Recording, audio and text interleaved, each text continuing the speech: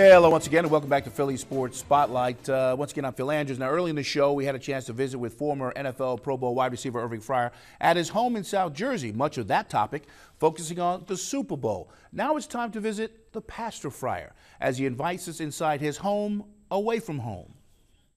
17 years is a long time to play in the National Football League, and no one knows that better than former All-Pro wide receiver Irving Fryar, who faced the highest of highs and the lowest of lows during his career, including run-ins with the law, drugs, and on several occasions, attempted suicide. It took me a while to finally wake up, and there are emotional scars, there are physical scars, there are family scars that I've experienced that I still carry, that we still have to, that we still have to live with because of bad choices and bad decisions based on ignorance. And Fryar will be the first to tell you that if not for his wife Jackie, he may not even be here today. 28 years we've been married. Well, 28 years. God bless her, maybe yes. Without her, you wouldn't be sitting here doing this interview. You know what? Yeah, and I believe that 100%. If I wasn't married, if I wasn't married to her, Lord knows what would have happened to me. Needless to say, Dr. Fryar's life has come full circle. That's right, you heard me, Dr. Fryar. Thanks in part to the doctorate he received from the North Carolina College of Theology, certifying him as a full-fledged pastor, and he has taken that knowledge to help lead his congregation here at the New Jerusalem House of God in Mount Holly, New Jersey. Y'all remember they used to have a cleaning agent called Shout? And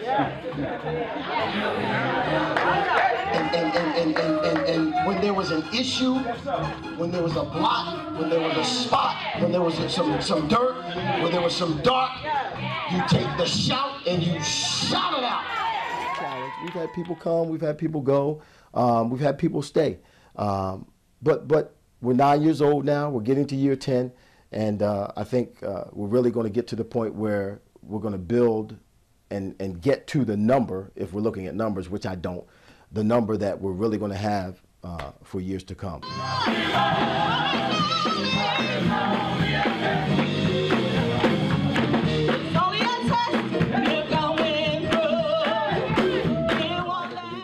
Believing Christian church, and when you come in, at times we may look like we're Baptists because we baptize. At times we may look like we're Pentecostal because we shout.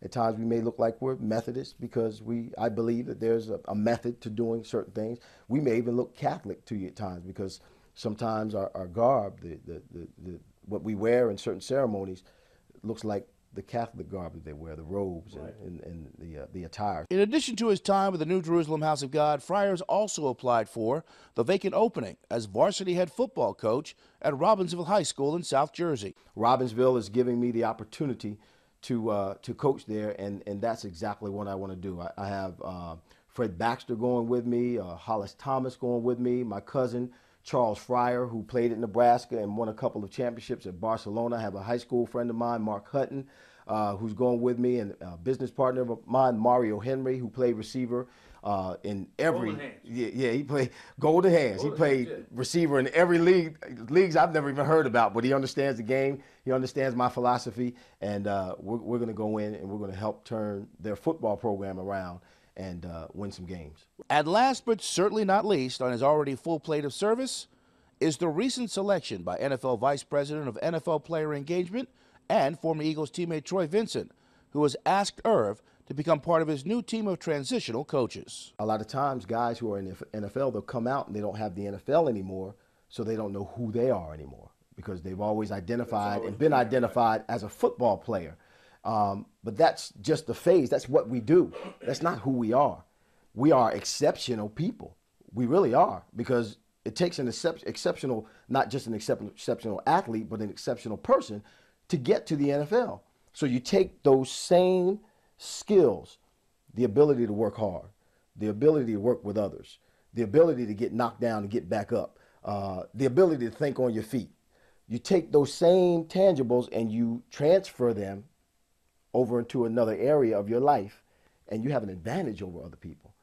But many of us have problems filling that void, that challenge, that adrenaline rush that we get from playing ball, because we've done it all of our lives, and then all of a sudden it's gone.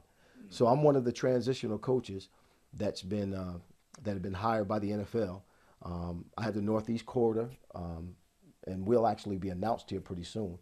There's 12 of us. I have the Northeast Corridor, New England, Buffalo, Giants, the Jets, the Eagles, the Redskins, and the Ravens.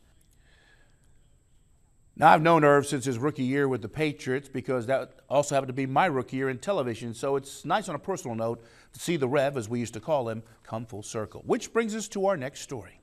Recently, I was invited to speak at a Fellowship of Christian Athletes event in Newtown, Pennsylvania, where the keynote speaker, Eagles wide receiver Jason Avant, stole the show. You know, it's funny when we get in settings like this, everyone is so quiet. And I'm used to a lot of noise because when I go into a stadium, a football stadium, it's like the Philadelphia Eagles and it's Michael Vick and it's Deshaun Jackson. They're like, ah. And you guys still are quiet. As a member of the Fellowship of Christian Athletes, Eagles wide receiver Jason Avant takes great pride in sharing his faith, whether it's in the locker room with his teammates. I have a strategic locker placement that Coach Reed put me. He put me right in between Deshaun. And he does this on purpose. He did it on purpose every year. He would change I was the only guy to get a new, in training camp, I get new roommates every year. He's like, if they have a problem, just send them to Jason. Or here in a small community gathering of about 150 at Grace Point Church in Newtown, Pennsylvania. The biggest thing for me is telling people about Jesus Christ. You see football as a Sunday thing, and we get so much credit and stuff for talent, but all gifts and talents come from Jesus Christ, and I'm just here to tell people about what he's done for me and how he can affect your life in a very positive way if you surrender to him. Avant was the keynote speaker at this year's FCA Super Bowl breakfast and was preceded on the podium by a member of the FCA high school, college, and coaching communities. So these are the important things in life, the things that are going to give me long-term peace and long-term energy, long-term purpose and passion. This is what's important. Also important were Jason's thoughts on this weekend's Super Bowl matchup between the brothers Harbaugh and his new head coach, Chip Kelly.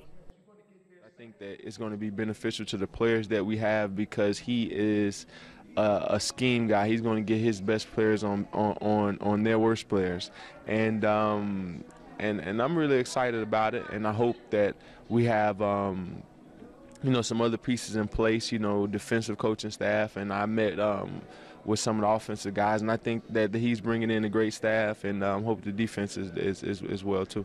What will Mr. and Mrs. Harbaugh do on Sunday? You can't cheer too hard, right? You can just be happy and thankful that both your sons are successful, and at that level, that's a very big accomplishment. To come in and to do what both of those guys have done as head coaches is pretty astounding. Especially with John being a special teams coach and then going to get a head coaching job and doing so well, and his brother in 2 years turned around an organization that was struggling for years. Once again, that was Eagles wide receiver Jason Avant. All right, folks, listen, time to take another break. When we return, we'll meet a local vendor who turned a part-time job into a full-time passion.